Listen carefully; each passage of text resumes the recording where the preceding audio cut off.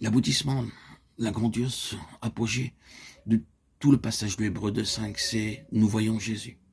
Oh, quel nom évocateur et tout à fait approprié dans ce contexte précis. Nous voyons Jésus couronné de gloire et d'honneur. Jésus est le nom de celui qui s'est vidé lui-même, de celui qui est devenu homme, qui a pris notre humanité, un corps comme notre corps, une âme comme notre âme.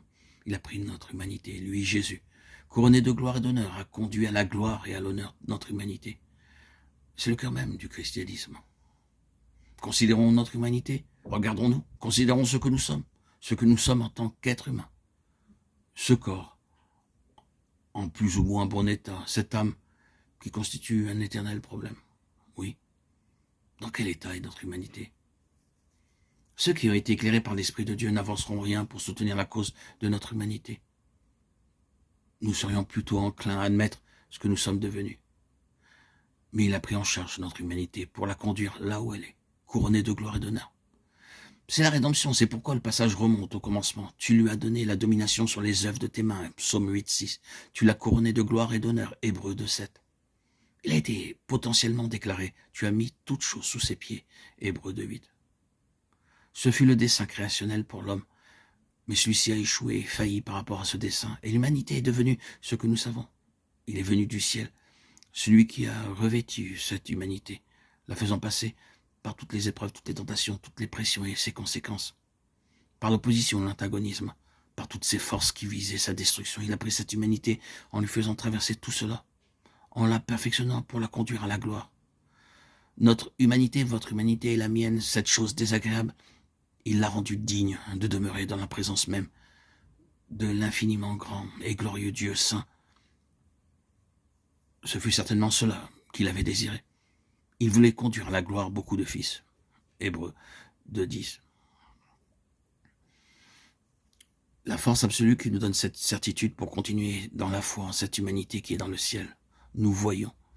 Cette lettre se termine finalement par tous ceux qui ont couru cette course de la foi. Et il y avait parmi eux beaucoup d'hommes faibles. Ils ne sont pas les meilleurs du monde en eux-mêmes. L'histoire de leur échec étant des hommes avec des passions comme nous-mêmes n'est pas couvert par le Seigneur. Tout est pleinement exposé. Mais ils ont couru la course. C'est pourquoi il est dit, courons avec patience la course qui est devant nous, fixant les yeux sur Jésus, Hébreux 12.1.2, couronné de gloire et d'honneur, Hébreux 2.9. Il est le garant que nous serons couronnés de gloire et d'honneur par la foi en lui. Vous pouvez avoir une aussi petite foi en vous-même que vous voulez peut-être que moins vous en aurez, mieux ce sera. Mais n'en restez pas là, avec votre manque de foi en vous-même. Votre force pour aller de l'avant sera de regarder non à vous-même mais à Jésus, couronné de gloire et d'honneur. Cela vous fait-il quelque chose qu'il y ait là un homme tenté, éprouvé, comme nous l'avons été par les feux de l'antagonisme et du mal, cherchant toujours à le perdre et à le détruire? Il est passé par tout cela, il a triomphé. Couronné de gloire et d'honneur, l'a-t-il fait pour lui-même? Non, non. Il le faisait pour nous. Notre force pour marcher se manifeste en regardant à lui. Je conclus avec cela. Si vous l'avez perdu, si vous êtes en danger de la perdre, ou si vous ne l'avez jamais encore suffisamment saisi, maintenez-vous fermement sur la base d'une grande foi objective.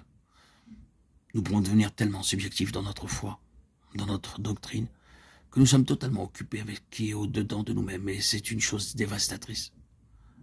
Vous n'aurez jamais d'encouragement, vous perdrez tout espoir en agissant ainsi. Puisse le Seigneur établir cet équilibre entre la vérité subjective et objective, et restaurer en nous la pleine harmonie d'un grand fait, de ce fait glorieux sans lequel tout le côté subjectif sera pour notre perte.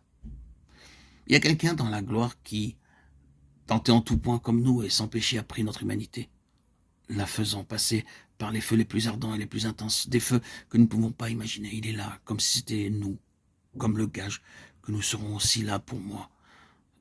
C'est ici bien merveilleux, c'est cela l'évangile, c'est cela la substance, l'essence, le cœur du christianisme. L'incarnation est le véritable cœur du christianisme. Oh oui, quelle que soit la longueur de notre vie, nous n'allons pas avoir de nous-mêmes une meilleure opinion ou trouver en nous de quoi nous féliciter. Cela va aller de pire en pire, mais la contrepartie de tout cela, c'est Christ en vous, l'espérance de la gloire, couronné de gloire et d'honneur.